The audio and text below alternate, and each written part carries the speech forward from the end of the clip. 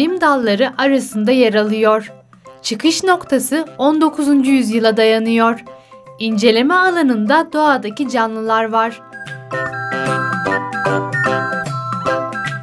Evet değerli izleyiciler, bu hafta ele alacağımız kavram biyoloji. Her zaman olduğu gibi hem halkın görüşlerine yer vereceğiz, hem de tanım bölümümüzü sizlerle paylaşacağız.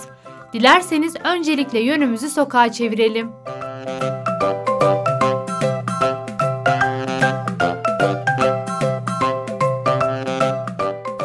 Canlıları inceleyen bilim dalı canlıların yapılarını, organlarını, daha sonra yaşamlarını, adaptasyonlarını inceleyen bilim dalı. Tamam, canlıların yapısını ve canlıların işlevlerini ortaya çıkaran bir bilim dalıdır. İnsanın genlerini inceleyen bilim dalı. İnsan, hayvan, canlılar ya, yani canlı bilimi. Bu kadar. Biyo canlı loji bilimi demek. Yani canlı bilim. Canlı bilimi diye geçiyor. Canlılarla ilgili yaşam. Yani öyle.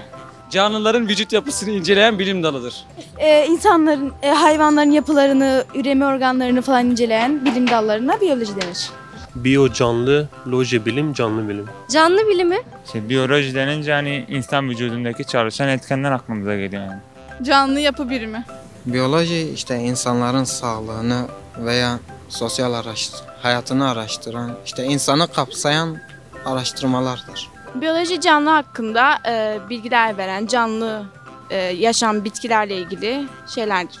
Canlıları inceleyen bir bilimdir. İnsan yapısını inceleyen bilim. Canlı bilimidir efendim.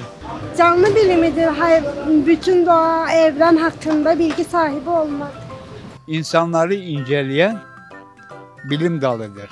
Canlı bilimi. Yani biyoloji iç yapısıdır. Örnek fizik dış yapısıdır. Kimyada örnek mesela bu kimya şeylerle uğraşıyoruz, böyle mesela deneylerle uğraşıyoruz. Mesela ona da kimya diyoruz.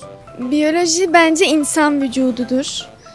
İç organlarımızın yapısı, vücudumuzun nasıl çalıştığı, bu tarz şeyler geliyor. Canlıların doğumunu, gelişimini inceleyen bilim dalı. Biyoloji bence insanları en küçük yapı taşını, hatta bütün canlıların en küçük yapı taşından en büyük yapı taşına kadar inceleyen bilim dalıdır.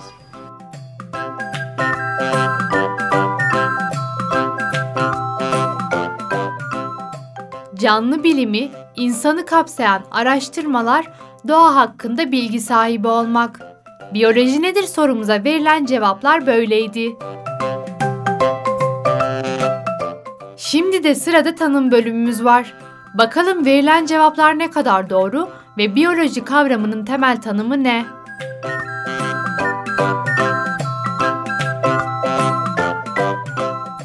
Yunanca hayat anlamına gelen bios ile karşılığı bilmek olan logos kavramlarının birleşiminden oluşmuştur. Canlı bilimi anlamına gelmektedir. Doğada yaşayan bitki, hayvan ve insandan oluşan tüm canlı organizmaların doğma, üreme ve yaşamlarını inceler. Canlıların yapıları, özellikleri ve işlevleri de biyolojinin alanına girer.